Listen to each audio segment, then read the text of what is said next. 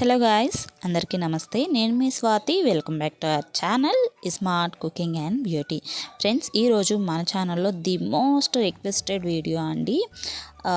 Recipe పుదీనా rice. చాలా అంటే చాలా సింపుల్గా క్విక్గా చేసేసుకోవచ్చు. వితిన్ 10 మినిట్స్లో అయిపోతుందండి. అండ్ మనం ఈ రెసిపీ తయారు చేసుకోవడానికి విడిగా రైస్ అలాగా వార్చుకోవాల్సిన అవసరం లేదండి. మనకి మిగిలిపోయిన అన్నం ఉంటుంది కదా, normal rice or basmati rice, దేనితైనా సరే చాలా సింపుల్గా క్విక్గా చేసేసుకోవచ్చు. తక్కువ ఇంగ్రీడియంట్స్తో పర్ఫెక్ట్ టేస్ట్తో అద్దరిపోతుంది అనమాట. ఇంకా చెప్పాలంటే కమ్మగానే ఉంటుంది. అది ఎలా చేయాలో చూసే ముందు నాదొక చిన్న రిక్వెస్ట్ అండి. మీరు కనుక మన ఛానల్ని ఫస్ట్ టైం వాచ్ చేస్తుంటే ప్లీజ్ సబ్స్క్రైబ్ చేసుకోండి. అలాగే పక్కనున్న బెల్ సింబల్ కానీ యాక్టివేట్ చేసేసండి. ఓకేనా? Now let's get into the video. Friends, ముందుగా ఒక మిక్సీ జార్లోకి అల్లం, వెల్లుల్లి, అలాగే మీ స్పైసీనెస్కి తగ్గట్టు పచ్చిమిర్చి అండ్ ఒక గుప్పెడు పుదీనా, ఫ్రెష్గా ఉన్న పుదీనా అయితే చాలా బాగుంటుందండి. తర్వాత వచ్చేసి ఒక 2 స్పూన్స్ ఫ్రెష్ కర్డ్ యాడ్ చేసుకోండి, సో దట్ మనకి కలర్ అనేది చేంజ్ అవ్వకుండా ఉంటుంది. గ్రైండ్ చేసుకున్న తర్వాత కమ్మగా కానీ ఉంటుందన్నమాట. తర్వాత కొంచెం ఉప్పు వేసుకొని ఇలా ఫైన్ పేస్ట్ లాగా గ్రైండ్ చేసుకోవాలి. ఓకేనా? ఇప్పుడు దీన్ని పక్కన పెట్టేసుకుందాం. నెక్స్ట్ ప్రాసెస్ వచ్చేసి స్టవ్ ఆన్ చేసుకొని ప్యాన్ పెట్టుకొని 1 స్పూన్ లేదా 1.5 స్పూన్ నెయ్యి వేసుకోండి. అంటే మనం తీసుకునే రైస్ క్వాంటిటీని బట్టి అన్నట్టు. మీకు నెయ్యి ఇష్టం లేదు అనుకుంటే నార్మల్ ఆయిల్తో అయినా చేసుకోవచ్చండి. కాకపోతే నెయ్యి వేసుకుంటే మనకి కమ్మదనం అనేది మంచిగా ఉంటుంది.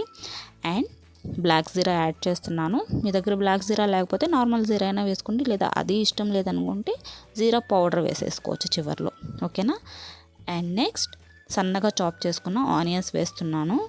ఆనియన్స్ మనకి మంచిగా గోల్డెన్ బ్రౌన్ కలర్ వచ్చేంతవరకు ఫ్రై చేసుకోవాలండి. ఓకేనా? మీడియం లేదా హై ఫ్లేమ్లో పెట్టుకొని మంచిగా ఫ్రై చేసుకోవాలి. తర్వాత ముందుగా మనం గ్రైండ్ చేసి పెట్టుకున్నాం కదా పుదీనా పేస్ట్, సో అది వేసేసుకొని పచ్చివాసన పోయేంత వరకు మీడియం ఫ్లేమ్ మీద పెట్టుకొని ఫ్రై చేసుకోవాలన్నమాట. పచ్చివాసన పోయిందో లేదో కొంతమందికి తెలియదండి. సో అలాంటి వాళ్ళకి ఒక చిన్న టిప్ ఏంటంటే, మనకి ఆయిల్ బయటికి రిలీజ్ అవ్వడం స్టార్ట్ అవుతుంది అంతా దగ్గరకు వచ్చేసి. సో అప్పుడు మనకి పచ్చివాసన వెళ్ళిపోయి కమ్మగా ఉన్నట్టు అర్థం. ఓకేనా? తర్వాత కొంచెం అంటే ఒక 1/2 స్పూన్ గరం మసాలా వేసాను ఇక్కడ. సో అది వేసిన తర్వాత కూడా ఒక నిమిషం లేదా ఒక 30 సెకండ్స్ అలాగా సార్ట్ చేసుకోండి. ఆఫ్టర్ దాట్ రైస్ వేసేసానండి. ఇది నాకు యాక్చువల్గా మిగిలిపోయిన రైస్ అండి. మీకు నార్మల్ రైస్ ఇష్టం లేదు అనుకుంటే బాస్మతి రైస్తో అయినా సేమ్ ప్రాసెస్లో చేసుకోండి, చాలా బాగుంటుంది. అండ్ ఇంకో విషయం ఏంటంటే, జీడిపప్పు కానీ వేసుకోండి. నేను మర్చిపోయానండి, యాక్చువల్గా చాలా బాగుంటుంది జీడిపప్పు వేసుకున్నా కూడా. ఓకేనా? ఇట్లా బాగా మిక్స్ చేసుకోండి. అండ్ ఒకసారి ఉప్పు కానీ చెక్ చేసుకోండి. నాకు ఉప్పు కొంచెం తక్కువ అయింది, సో అందుకని యాడ్ చేస్తున్నాను. ఇప్పుడు బాగా మిక్స్ చేసుకొని ఇంకా స్టవ్ ఆఫ్ చేసేసుకోవడమే. సో స్టవ్ ఆఫ్ చేసుకున్న తర్వాత కొంచెం చల్లారింది అన్నప్పుడు లైమ్ జ్యూస్ యాడ్ చేసుకోండి. మరి వేడి మీద ఉన్నప్పుడు అస్సలు యాడ్ చేయొద్దండి, కొంచెం చేదుగా ఉంటుందన్నమాట. తర్వాత బాయిల్డ్ ఎగ్స్తో మనం సర్వింగ్ చేసేసుకోవడమే. సూపర్గా ఉంటుందండి బాయిల్డ్ ఎగ్స్ కాంబినేషన్.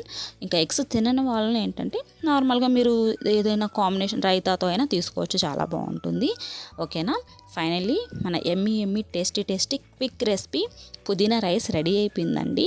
చాలా అంటే చాలా ఎమ్మీగా ఉంటుంది. చిన్నపిల్లలు కానీ పెద్దవాళ్ళు కానీ చాలా ఇష్టంగా తింటారు. ఎస్పెషల్లీ హౌస్ వైఫ్స్కి ఏంటంటే లంచ్ బాక్స్ లేదా టిఫిన్ బాక్స్లోకి క్విక్గా అయిపోయే రెసిపీ అండి. చాలా త్వరగా అయిపోతుంది. ఓకేనా? ఖచ్చితంగా ట్రై చేయండి. సో ఫ్రెండ్స్, ఇదండి ఇవాళ వీడియో. మీ అందరికీ నచ్చింది అనుకుంటున్నాను. మీకు కనుక నచ్చితే ప్లీజ్ ఒక చిన్న లైక్ చేయండి, అలాగే షేర్ చేయండి మీకు తెలిసిన వాళ్ళకి వీడియో ఉపయోగపడుతుంది అనుకుంటే.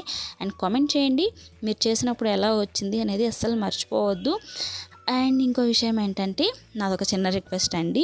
మీరు నా ఛానల్కి ఫస్ట్ టైం కనుక వచ్చుంటే ప్లీజ్ సబ్స్క్రైబ్ చేసుకోండి, అలాగే పక్కనున్న బెల్ సింబల్ యాక్టివేట్ చేసేయండి. ఓకేనా? మరో చక్కటి వీడియోతో మీ ముందుకు వచ్చేస్తాను friends. By by, take care all.